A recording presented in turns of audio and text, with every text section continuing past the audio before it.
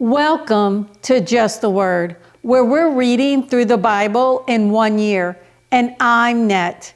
Today's reading will come from 2 Chronicles, chapters 29 and 30. 2 Chronicles, chapter 29. Hezekiah was 25 years old when he became king, and he reigned in Jerusalem 29 years. His mother's name was Abijah, daughter of Zechariah.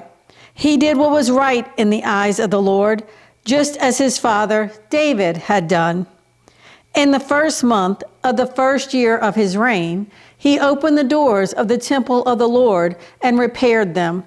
He brought in the priests and the Levites, assembled them in the square on the east side, and said, "Listen to me, Levites, consecrate yourselves now, and consecrate the temple of the Lord, the God of your fathers. Remove all defilement from the sanctuary. Our fathers were unfaithful. They did evil in the eyes of the Lord our God and forsook him.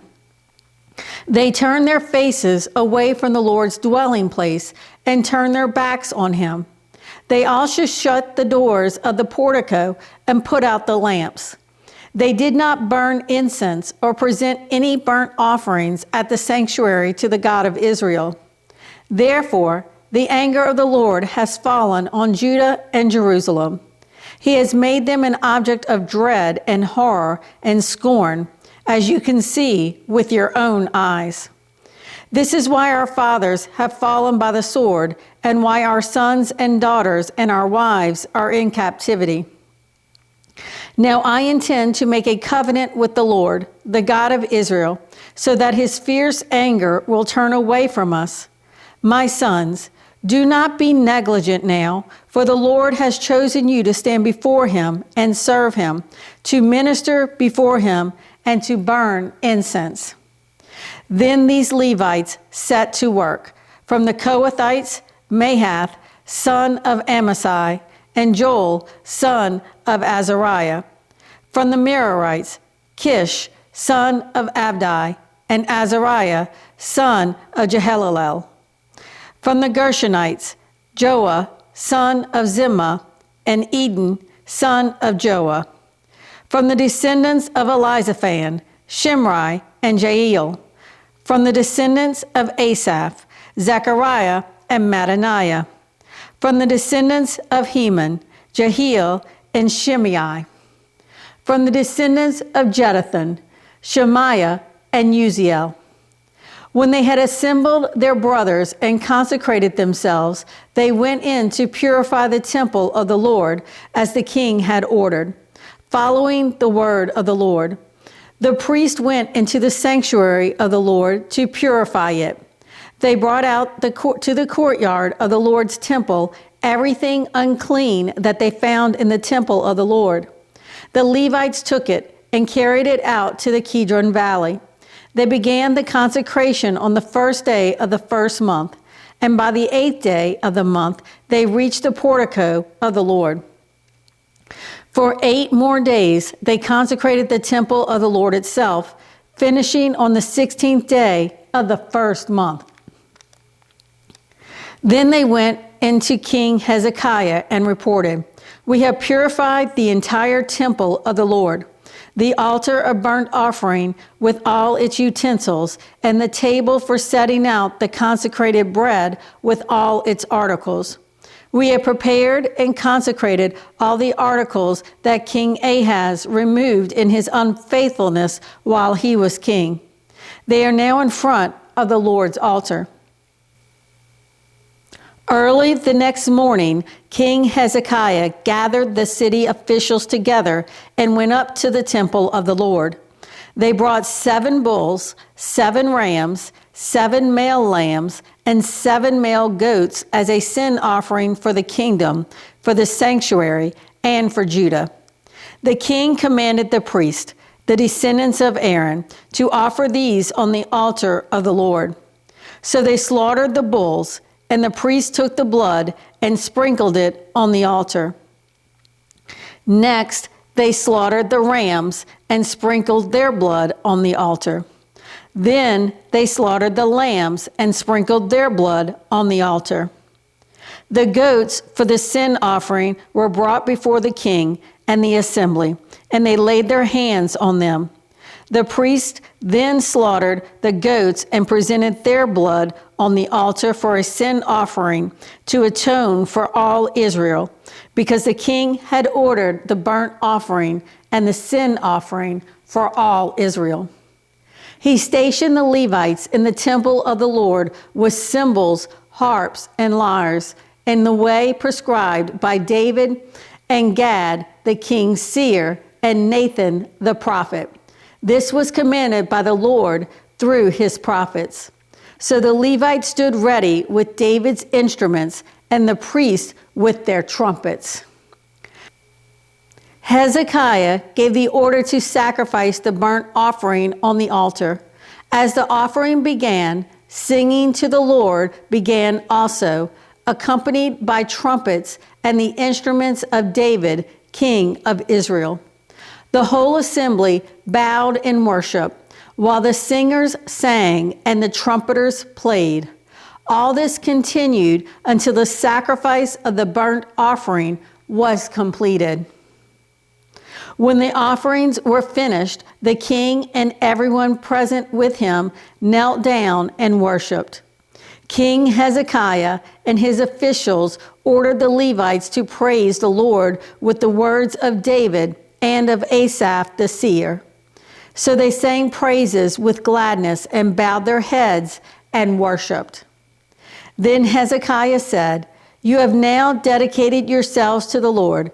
Come and bring sacrifices and thank offerings to the temple of the Lord." So the assembly brought sacrifices and thank offerings, and all whose hearts were willing brought burnt offerings. The number of burnt offerings the assembly brought was 70 bulls, 100 rams, and 200 male lambs, all of them for burnt offerings to the Lord. The animals consecrated as sacrifices amounted to 600 bulls and 3,000 sheep and goats. The priests, however, were too few to skin all the burnt offerings, so their kinsmen, the Levites, helped them until the task was finished, and until other priests had been consecrated, for the Levites had been more conscientious in consecrating themselves than the priests had been. There were burnt offerings in abundance, together with the fat of the fellowship offerings and the drink offerings that accompanied the burnt offerings. So the service of the temple of the Lord was reestablished. Hezekiah and all the people rejoiced at what God had brought about for his people, because it was done so quickly. 2 Chronicles chapter 30. Hezekiah sent word to all Israel and Judah, and also wrote letters to Ephraim and Manasseh, inviting them to come to the temple of the Lord in Jerusalem and celebrate the Passover to the Lord, the God of Israel.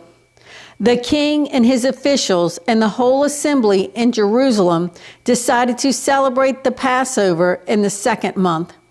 They had not been able to celebrate it at the regular time because not enough priests had consecrated themselves and the people had not assembled in Jerusalem.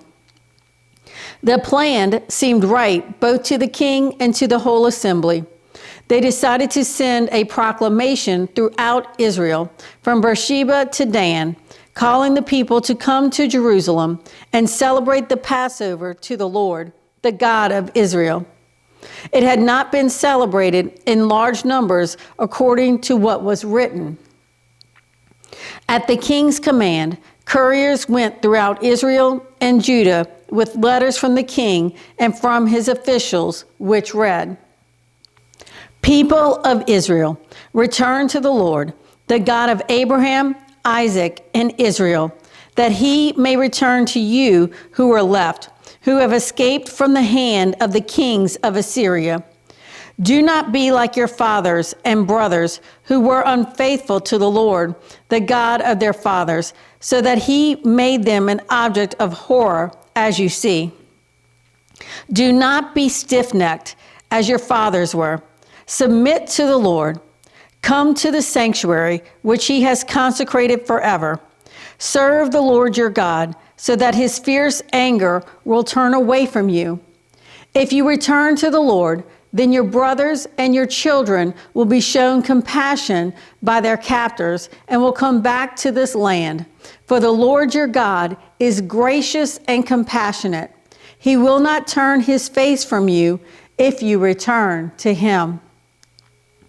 The couriers went from town to town in Ephraim and Manasseh, as far as Zebulun, but the people scorned and ridiculed them.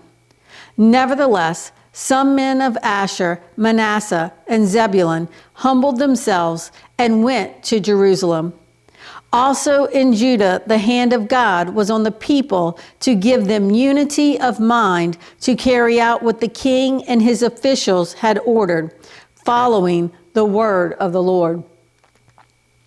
A very large crowd of people assembled in Jerusalem to celebrate the Feast of Unleavened Bread in the 2nd month.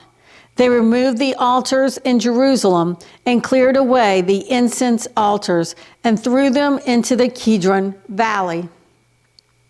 They slaughtered the Passover lamb on the 14th day of the 2nd month. The priests and the Levites were ashamed and consecrated themselves and brought burnt offerings to the temple of the Lord. Then they took up their regular positions as prescribed in the law of Moses, the man of God. The priest sprinkled the blood handed to them by the Levites. Since many in the crowd had not consecrated themselves, the Levites had to kill the Passover lambs for all those who were not ceremonially clean and could not consecrate their lambs to the Lord. Although most of the many people who came from Ephraim, Manasseh, Issachar, and Zebulun had not purified themselves, yet they ate the Passover, contrary to what was written. But Hezekiah prayed for them, saying, "May the Lord, who is good, pardon everyone who sets his heart on seeking God, the Lord, the God of his fathers, even if he is not clean according to the rules of the sanctuary." And the Lord heard Hezekiah and healed the people. The Israelites who were present in Jerusalem celebrated the Feast of Unleavened Bread for 7 days with great rejoicing, while the Levites and priests sang to the Lord every day, accompanied by the Lord's instruments of praise. Hezekiah spoke encouragingly to all the Levites who showed good understanding of the service of the Lord. For the 7 days they ate their assigned portion and offered fellowship offerings and praised the Lord, the God of their fathers. The whole assembly then agreed to celebrate the festival 7 more days. So for another 7 days they celebrated joyfully. Hezekiah, king of Judah, provided 1,000 bulls and 7,000 sheep and goats for the assembly, and the officials provided them with 1,000 bulls and 10,000 sheep and goats. A great number of priests consecrated themselves. The entire assembly of Judah rejoiced, along with the priests and Levites and all who had assembled from Israel, including the aliens who had come from Israel and those who lived in Judah. There was great joy in Jerusalem, for since the days of Solomon, son of David, king of Israel, there had been nothing like this in Jerusalem. The priests and the Levites stood to bless the people, and God heard them, for their prayer reached heaven, his holy dwelling place. Thanks for joining Just the Word. See you tomorrow.